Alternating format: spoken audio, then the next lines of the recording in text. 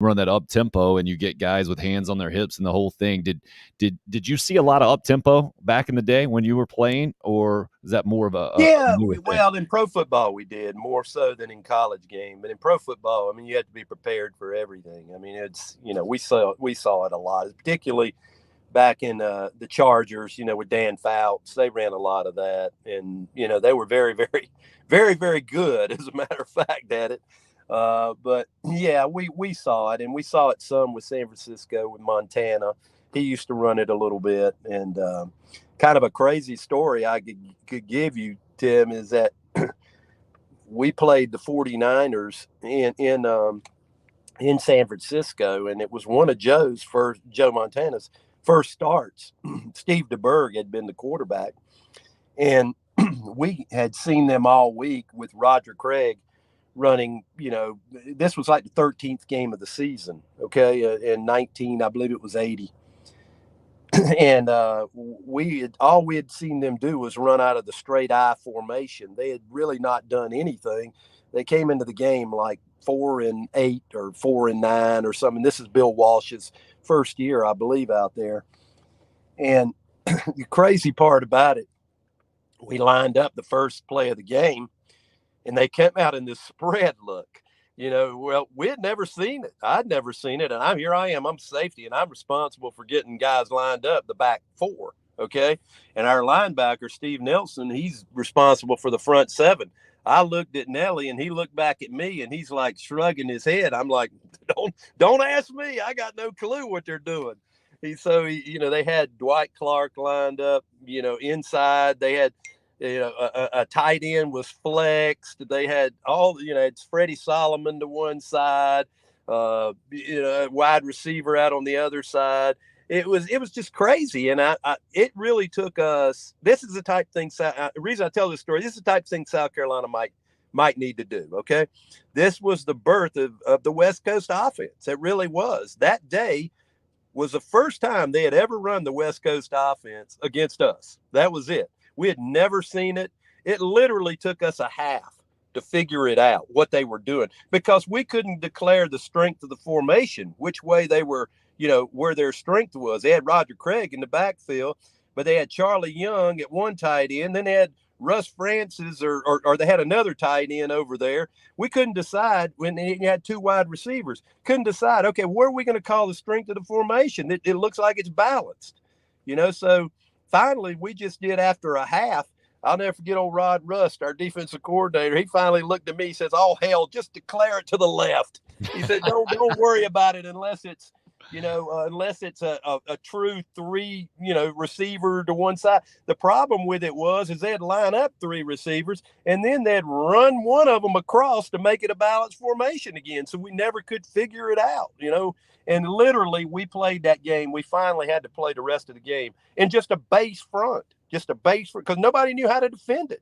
We couldn't line up to defend it. So we said, okay, this is just jaw to jaw football now, fellas. You guys up front, line it up, because we can't figure it out. Nobody in the secondary could ever figure out what the heck they were doing. But he literally, and I talked to Joe after that game. I said, Joe, what in the God? I said, man, what was that? And he said, Rick, he said, we put that in this week. That's the first time we've put that in and ran it. And he said it was as much novice to us as it was to y'all. He said, because we had not practiced. This was our practice. It was like no training camp time of this. We've never seen it. And he came in on our off day, and he says, we're going to go with something different next week, fellas. And literally, it was the most different thing I'd ever seen at the time. That's the type thing South Carolina might need to think about this week, just for confusion factor, just the confusion factor. Oh, completely agree with the philosophy there. It's just the magnitude. It's crazy because you were there. You saw the birth of what became the trendy offense in an entire sport for 15 years? Yeah. I think is how the West Coast offense was. And yeah, it really was. I mean, I've never seen anything like it. I mean, I'd never seen it. I was like, this is just bizarre. I mean, when they first, because I expected them to come out in a straight I formation, fullback, Roger Craig at tailback. And first down, boy, they lined up. We just kicked the football off to them. They lined up, and you got your two tight ends there, and you got your two wide receivers. You got your one back there, and literally Roger Craig was such a great football player because not only was he a great runner, you go back and look at the passes that he caught. He catch 100 balls a year because the West Coast offense was really not that hard to figure out after you had seen it, okay? Because Joe Montana, it is a one look, it's a two look, and then it's a dump to Roger Craig. That's what it was. You have a curl, you'd have a post behind it, or you'd have a Dwight Clark just clearing out the middle, and then you'd have a drag, coming underneath it with Freddie Solomon. It really wasn't something that was, it was just novel. It was a novel thing that nobody had really seen. South Carolina needs to scheme up Georgia in some way like that. I would love to see them just do something different. Put in confusion. Put in three receivers to the one side, and shift guys. Make them.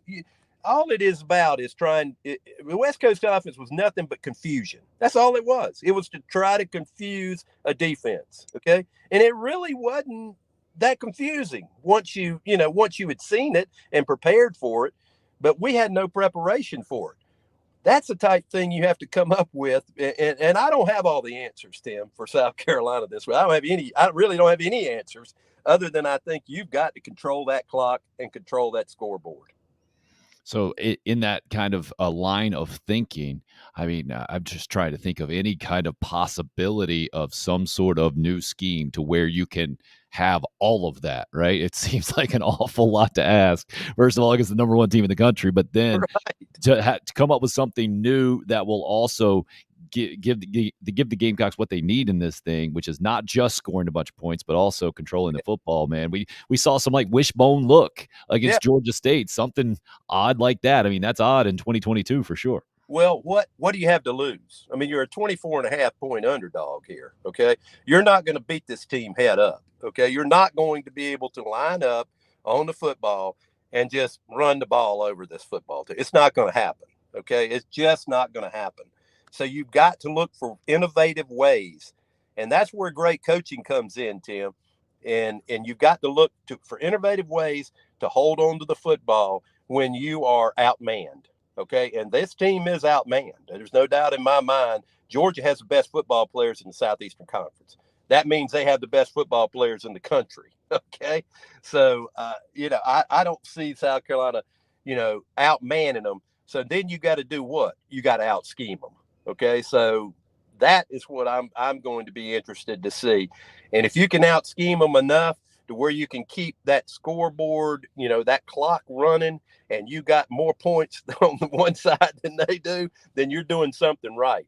And I expect that the coaching staff this week, they realize this. I mean, and I think even some of the players realize that. Okay. Now, that doesn't mean they're going to go out there and lay down and allow a 24.5 point victory over them. So, but I do think you have to give them opportunities to where you can make this thing more reasonable and try to keep this game close and get it into the fourth quarter. Is there any trick to playing well early in a game? Because 21-3 last week did not look good. There have been some slow starts, and especially when you're taking on the number one team in the country, I'm thinking if you can start well, it will go a lot better, especially for a noon game at Williams-Brice. Definitely, you've got to start well. I don't think there's any doubt. I mean, you cannot fall behind this football team. You've got to keep this thing at worst tied, okay, or within a score, okay. That, to me, that's how you can still predicate in doing the things that you want to do offensively to try to give your players, some sort of advantage. If you get behind a team, Tim, it takes away a lot of that because then you've got to start pressing. You got to start taking more chances. And what happens when you start taking more chances against a group that is superior to you, it allows them to put themselves in better position to make plays. Like They can get the people on the field that they want to on certain downs and distances. Okay, but I do think, to me, South Carolina, this is not a huddle up and let's just drive it forward against this group of guys. You better come up and you better scheme them, because this is the only way that I see South Carolina be able to keep this game close. Man, love hearing the insight. That story about the West Coast offense, absolutely fantastic, Rick. I I'll love never forget it. I well, I don't think a lot of people in football will ever forget that. That was good stuff, and seeing it I can't imagine seeing it unfold right before your eyes like you did.